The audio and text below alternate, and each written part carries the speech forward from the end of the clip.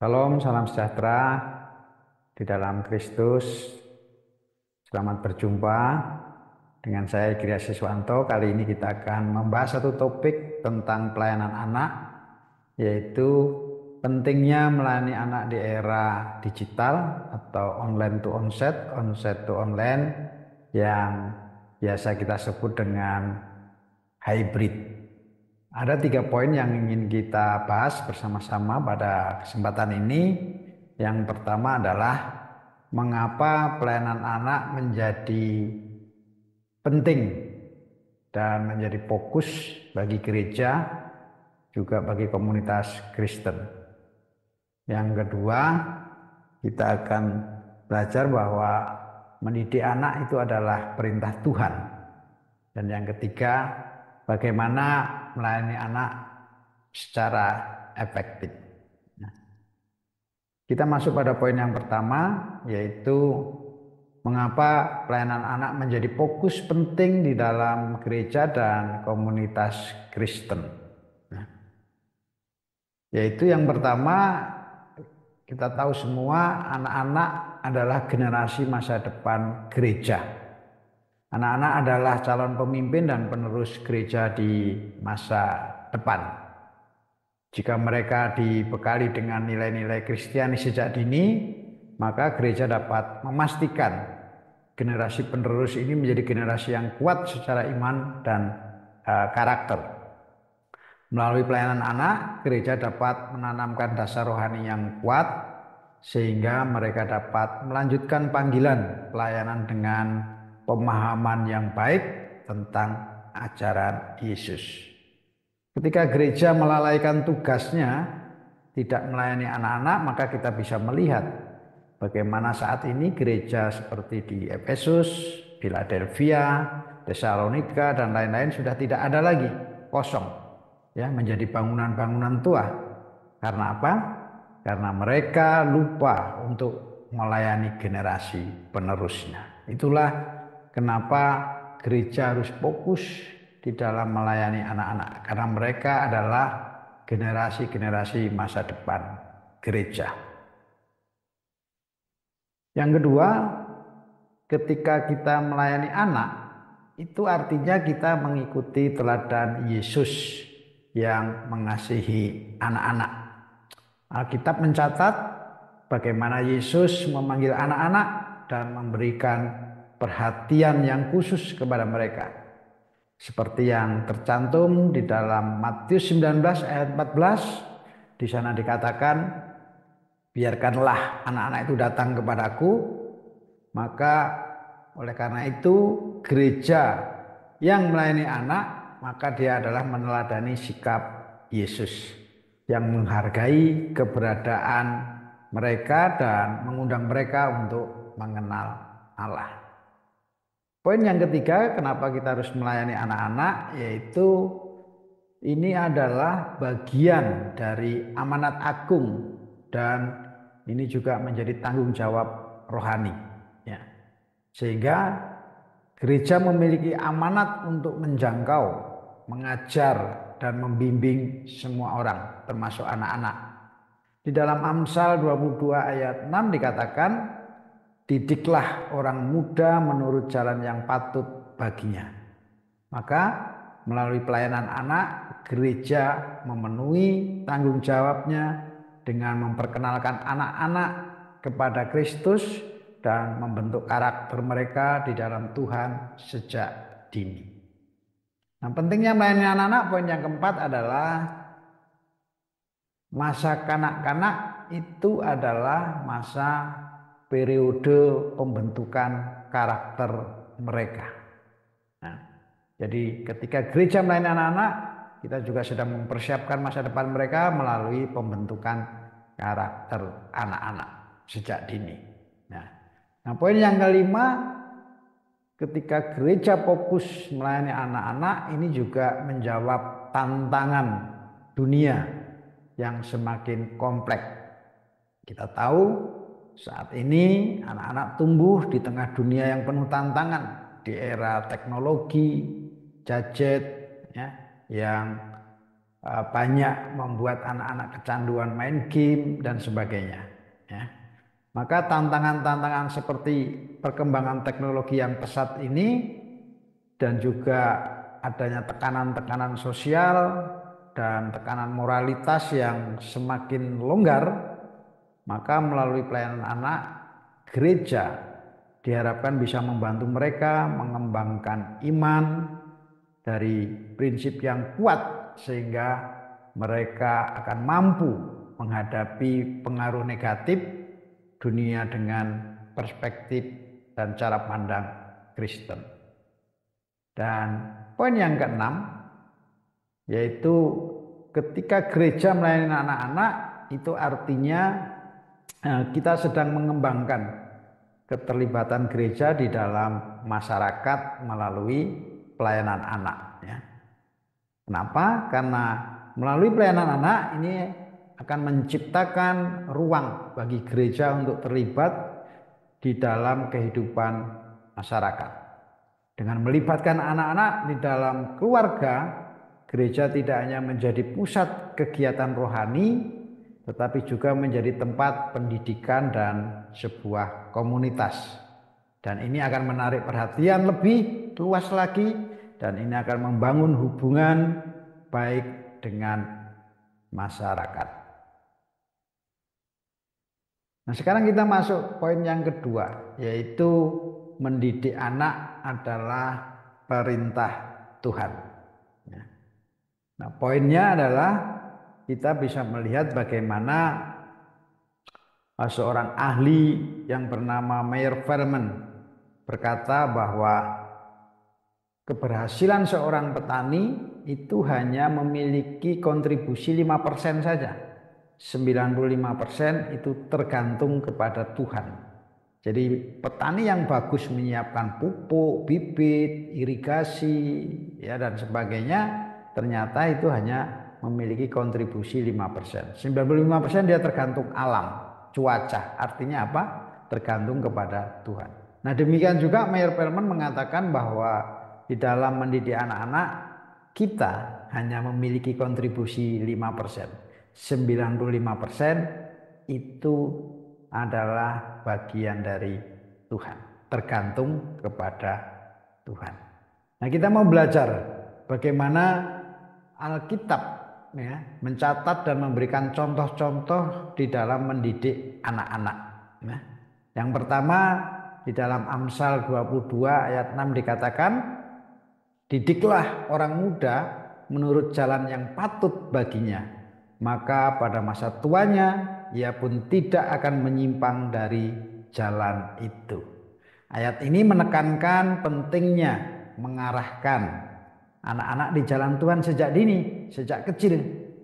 Pendidikan yang benar akan menjadikan pondasi yang kuat yang nanti akan mengarahkan mereka sepanjang hidup bahkan hingga dewasa.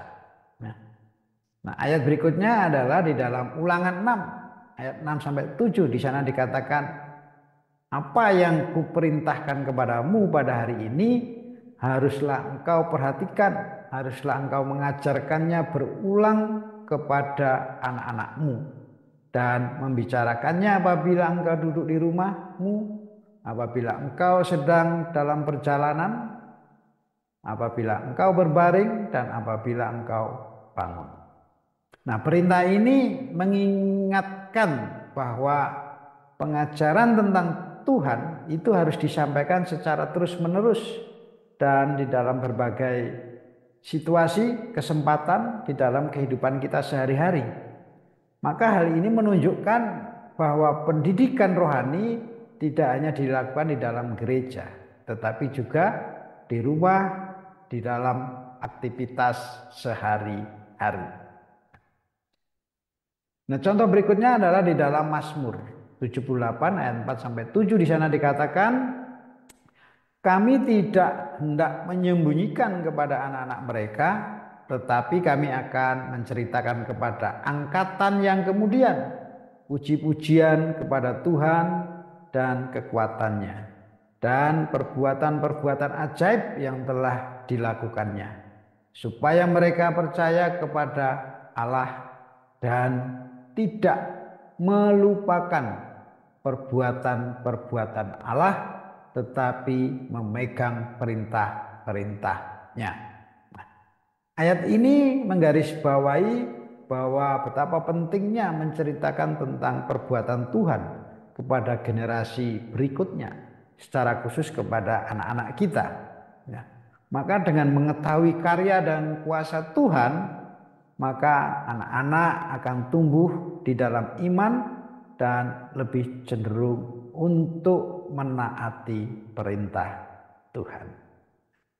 Contoh Alkitab berikutnya adalah di dalam Efesus 6 ayat 4. Di sana dikatakan, dan kamu bapak-bapak janganlah bangkitkan amarah di dalam hati anak-anakmu, tetapi didiklah mereka di dalam ajaran dan nasihat Tuhan. Nah, perintah ini secara khusus menekankan pentingnya mendidik anak-anak di dalam ajaran Tuhan tanpa memancing amarah mereka. Artinya, orang tua harus berhikmat di dalam memberikan pengajaran dan membimbing anak-anak dengan kasih. Contoh Alkitab berikutnya adalah di dalam 2 Timotius 3 ayat 15. Di sana dikatakan, ingatlah juga bahwa dari kecil engkau sudah mengenal kitab suci yang dapat memberi hikmat kepadamu dan menuntun engkau kepada keselamatan oleh iman kepada Kristus Yesus. Ayat ini menunjukkan contoh kehidupan Timotius yang telah mengenal kitab suci sejak kecil. Berkat didikan yang ia terima dari keluarganya, melalui pendidikan ini ia tumbuh menjadi seorang pemimpin rohani yang kuat. Ayat berikutnya adalah Kolose 3 ayat 16. Di sana dikatakan, hendaklah perkataan Kristus diam dengan segala kekayaannya di antara kamu, sehingga kamu dengan segala hikmat mengajar dan menegur seorang akan yang lain dengan mazmur, puji-pujian dan nyanyian rohani, sambil menyanyi untuk Tuhan dengan segenap hati. Ayat ini mengajarkan bahwa komunitas Kristen harus saling mengajar dan mendorong, termasuk di dalam pelayanan anak. Anak-anak perlu dibesarkan di dalam suasana yang penuh dengan firman Tuhan melalui berbagai cara, termasuk nyanyian dan pengajaran. Nah, kita masuk poin yang terakhir, yaitu poin ketiga, bagaimana melayani anak secara efektif. Yaitu yang pertama, kita melihat kalau tadi Alkitab memberikan contoh-contoh Alkitab, sekarang contoh nyata di dalam pelayanan anak di dalam Alkitab. Ya. Tadi firman Tuhannya sudah kita dengar, kita bahas. Nah, sekarang contoh nyata seperti apa yang pernah dilakukan oleh catatan-catatan yang terdapat di dalam Alkitab. Yang pertama, kita bisa belajar kisah dari Samuel ketika di rumah Tuhan. Ya. Ayatnya nanti Anda bisa baca sendiri di dalam 1 Samuel ayat 1-3. Ya. Kita tahu bagaimana kisahnya. Samuel ini adalah anak yang dipersembahkan kepada Tuhan sejak kecil oleh ibunya yang bernama Hana. Dan Samuel tinggal di rumah Tuhan dan melayani di bawah bimbingan Imam Eli. Sejak usia muda, Samuel telah dipanggil oleh Tuhan dan Tuhan berbicara langsung kepadanya. Samuel menunjukkan bahwa anak-anak ternyata dapat mendengarkan panggilan Tuhan dan memiliki hubungan yang dekat dengannya. Nah, dari kisah Samuel ini kita bisa menarik sebuah pelajaran bahwa ternyata pelayanan Samuel menunjukkan bahwa anak-anak dapat dipakai oleh Tuhan untuk mendengarkan firman-Nya, dan anak-anak bisa melayani dengan setia bahkan sejak usia dini. Contoh berikutnya, kita bisa belajar dari kisah bagaimana ketika Yesus memperhatikan anak-anak. Ayatnya di dalam Matius 19 13 sampai 15, di dalam Markus 10 ayat 13 sampai 16, di dalam Lukas 18 ayatnya 15 sampai 17 ya. Di mana di sana dikisahkan ketika orang-orang yang membawa anak-anak untuk datang kepada Yesus agar Yesus memberkati mereka. Tetapi para murid mencoba untuk menghalangi anak-anak itu. Ya, namun Yesus menegur para murid itu dan berkata, "Biarkan anak-anak itu datang kepadaku."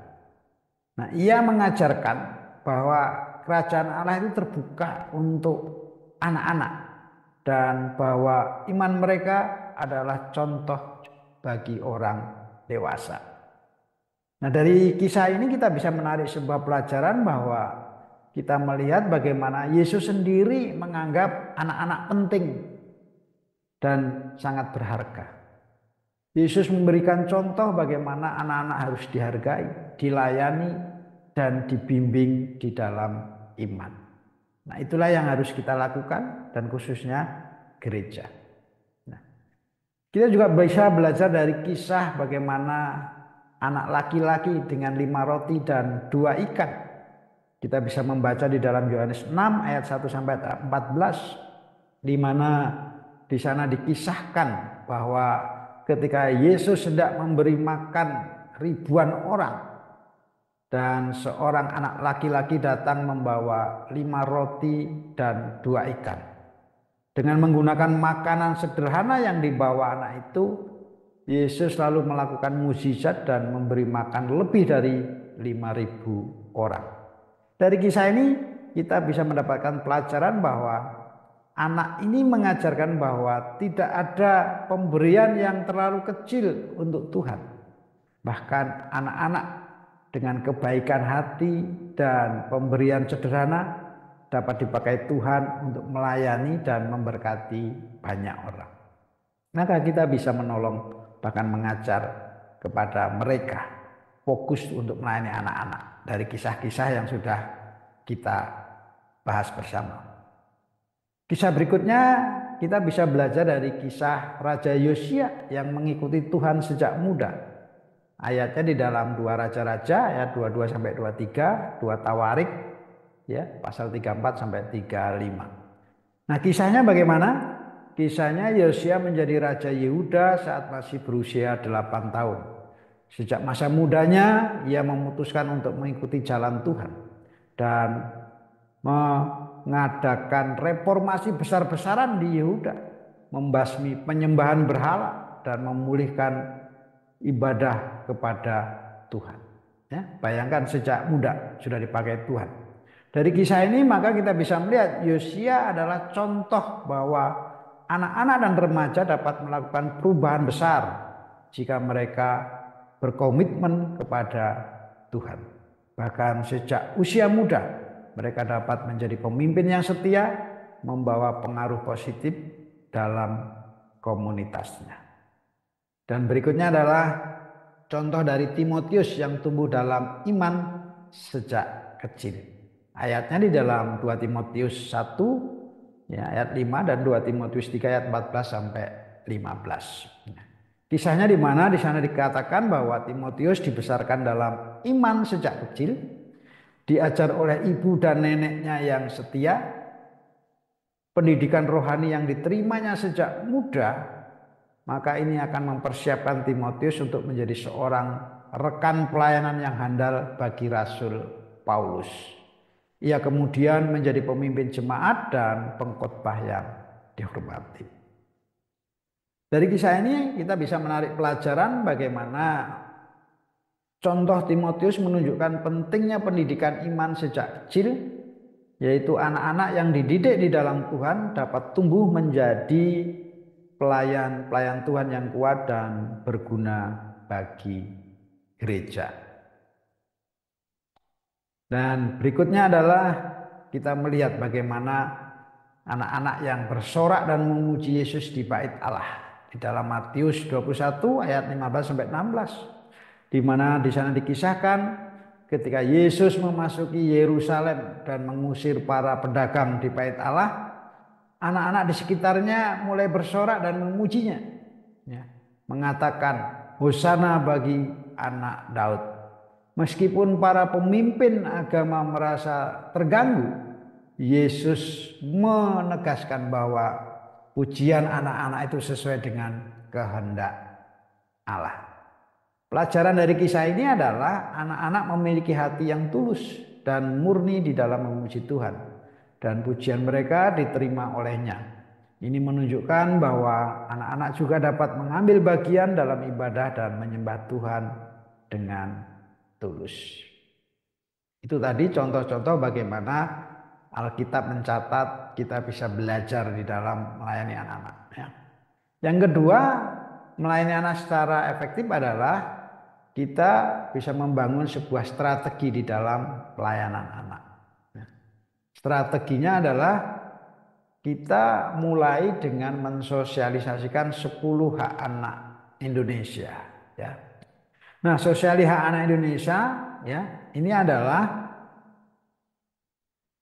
sebetulnya ini adalah suatu kewajiban bagi setiap orang tua untuk bisa memberikan 10 hak kepada setiap anak di Indonesia. Nah, sebenarnya ketika orang tua melanggar bahkan tidak bisa memenuhi 10 hak anak ini bisa dikategorikan pelanggaran bahkan pidana.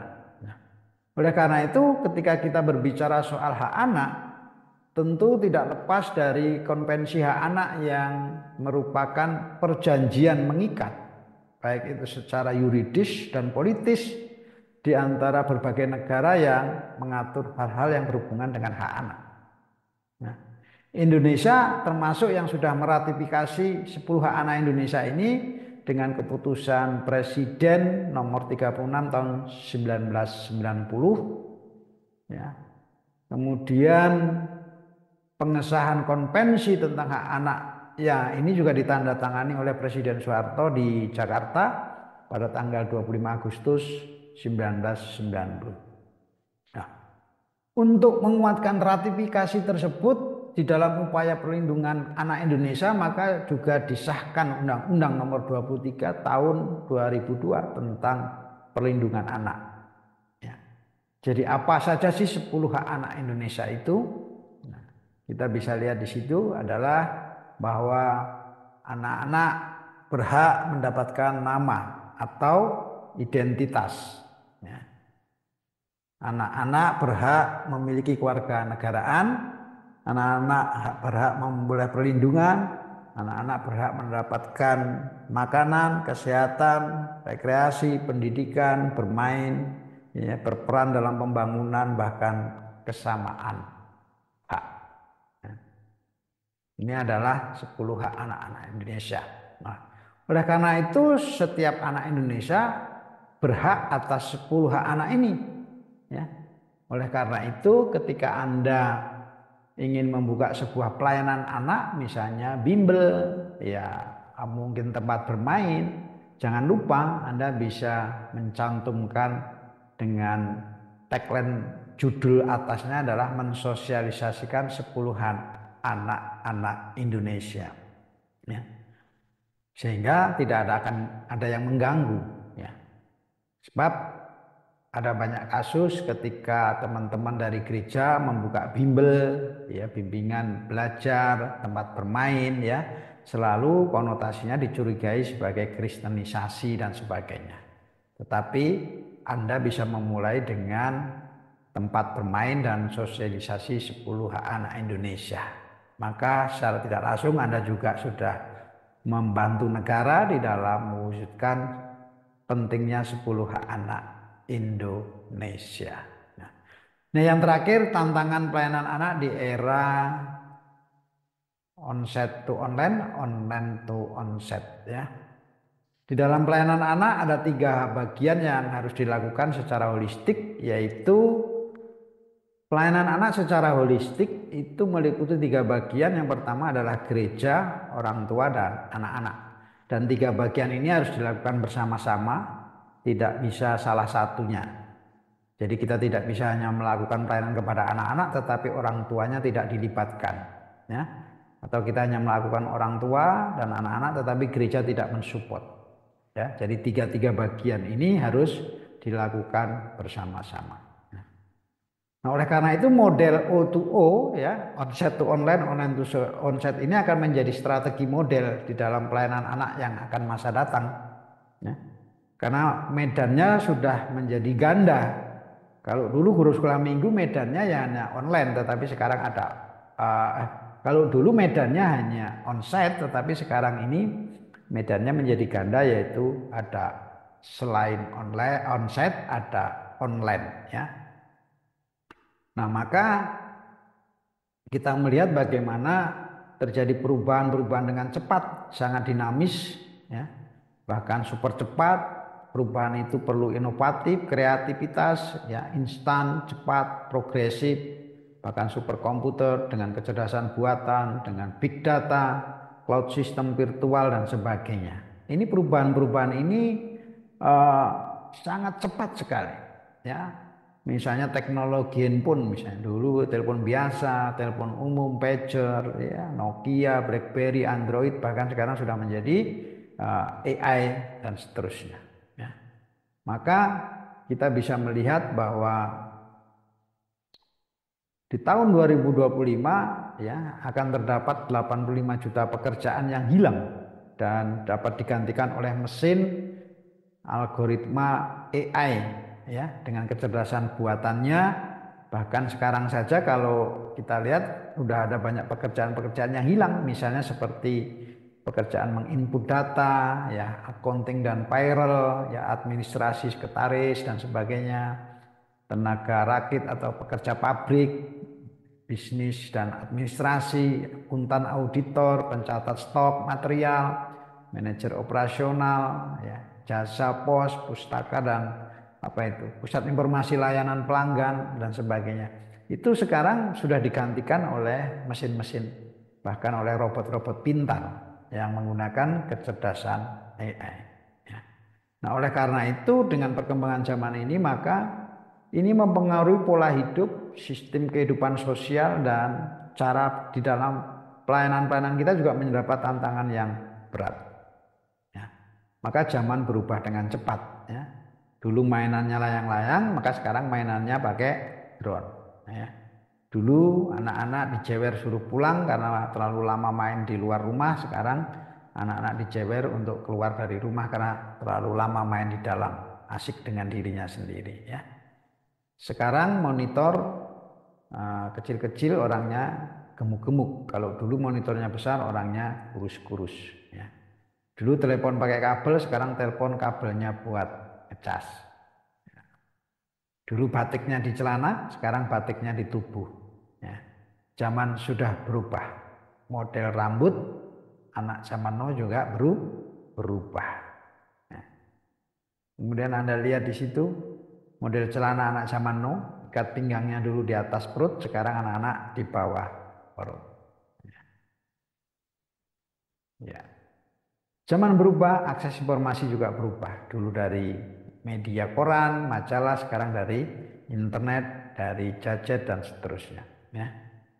Aktivitas bersama keluarga juga berubah, dekat duduk tetapi rasa jauh karena asik dengan gadgetnya.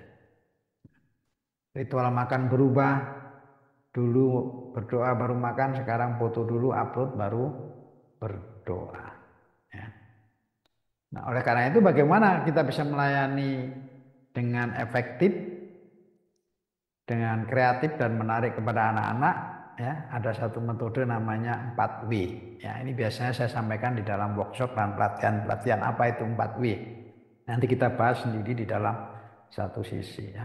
Karena model pembelajaran itu tidak bisa lagi seperti zaman dulu, yaitu menggunakan satu arah. Ini anak-anak harus terlibat. Kalau dulu memang guru sumber satu-satunya orang yang paling pintar, tetapi sekarang murid-murid harus terlibat, ya. Nah, sekarang zamannya sudah menggunakan teknologi, big data, data diambil dari cloud dan seterusnya, ya. Maka pembelajarannya pun sudah bisa jarak jauh, ya, paperless dan sebagainya.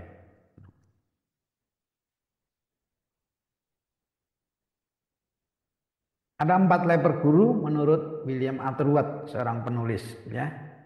Jadi di sana dikatakan guru yang biasa itu cara ngajarnya dengan cara memberitahu.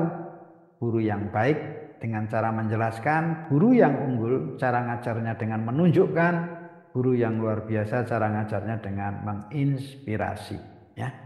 Maka jadilah guru pelayanan anak yang menginspirasi, menjadi guru yang luar biasa seperti guru agung kita yaitu Yesus Kristus, ya. Ada 5 phase menjadi pelayanan anak guru yang menginspirasi.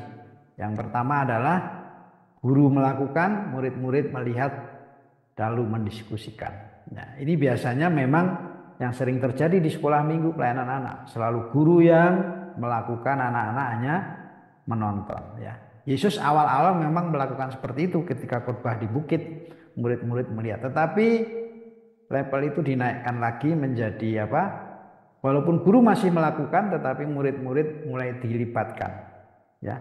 Misalnya ketika Yesus membuat mukjizat, murid-murid menolong membagikan roti dan ikan. Maka ketika Anda jadi guru sekolah minggu, Anda juga harus melibatkan anak-anak untuk terlibat di dalam pelayanan, memimpin pujian, ya, berdoa, membagikan kartu persembahan dan lain-lain. Nah, level berikutnya adalah sekarang bukan lagi guru karena sudah diberikan kesempatan, maka sekarang yang melakukan adalah murid yang Anda latih, yang Anda berikan kesempatan sekarang melakukan. Sama seperti murid Tuhan Yesus, setelah mengikuti Yesus, terlibat, sekarang dia diberikan tanggung jawab, ya. Bahkan Yesus berkata, sekarang kamu pergi, ya, doakan dan sembuhkan orang sakit. Maka kita bisa memberikan tanggung jawab yang selama ini kita pegang, itu bisa digantikan oleh murid-murid kita. Mungkin memimpin doa, ya, bahkan menyampaikan firman Tuhan, ya. Nah, berikutnya adalah murid melakukan, gurunya sudah tidak ada lagi karena gurunya sudah naik ke surga. Nah, ketika suatu saat Anda tidak bersama dengan anak-anak, murid-murid Anda, maka sekarang murid-murid Anda sudah menggantikan posisi Anda, ya. Maka sekarang murid yang melakukan, orang lain yang melihat. Seperti murid-murid Tuhan Yesus, ya, 70 murid Tuhan Yesus, 12 murid Tuhan Yesus, itu sekarang dia sudah memiliki murid dan murid itu menjadi guru dan guru itu menjadi murid. Inilah yang disebut dengan siklus pemuridan. Nah, saya berharap para pelayan anak bisa menjadi guru-guru yang menginspirasi dan menyadari pentingnya pelayanan anak bagi gereja dan komunitas Kristen, karena mereka adalah masa depan gereja dan yang akan meneruskan tugas dan pelayanan kita saat ini. Terima kasih, Tuhan Yesus memberkati. Shalom.